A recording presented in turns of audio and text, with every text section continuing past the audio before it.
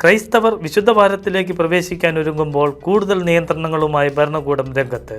വിശുദ്ധവാരത്തിൽ നടത്തുന്ന പൊതുപ്രദക്ഷിണങ്ങൾ നടത്തുന്നതിന് വിലക്കേർപ്പെടുത്തിക്കൊണ്ടാണ് നിക്കരാഗൻ ഭരണകൂടം പുതിയ തന്ത്രങ്ങൾ ആവിഷ്കരിക്കുന്നത്. വളരെ കുറച്ച് ഇടവകകൾക്ക് മാത്രമാണ് ഇത്തവണ വിശുദ്ധവാരത്തിലെ പ്രദക്ഷിണങ്ങൾക്ക് അനുമതി നൽകിയിരിക്കുന്നത്. വിശുദ്ധവാര തിരുക്കർമ്മങ്ങൾ ദേവാലയത്തിന് ഉള്ളിൽ മാത്രം നടത്തണമെന്നും പൊതുസ്ഥലങ്ങളിലേക്ക് കുരിശിൻ്റെ വഴി ദിവ്യകാരുണ്യ പ്രദക്ഷിണം എന്നിവ നടത്താൻ പാടില്ലെന്നും ഭരണകൂടം വ്യക്തമാക്കി. കത്തോലിക്ക സഭയെ രാജ്യത്തു നിന്ന് പൂർണ്ണമായും ഇല്ലാതാക്കാനുള്ള ഒർട്ടേഗ ഭരണകൂടത്തിൻ്റെ അജണ്ടയുടെ ഭാഗമാണിതെന്ന് അഭിഭാഷകയും ഗവേഷകയുമായ പട്രീഷ്യ മോളിന പറഞ്ഞു.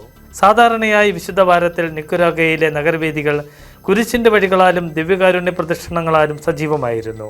രാജ്യത്തെ കത്തോലിക്ക ഇടവകകളിലും കത്തീഡ്രലുകളിലും വിശുദ്ധവാര പ്രദക്ഷിണങ്ങൾ ദേവാലയ കോമ്പൗണ്ടിൽ തന്നെ നടത്തുമെന്ന് സഭാ നേതൃത്വം വ്യക്തമാക്കി.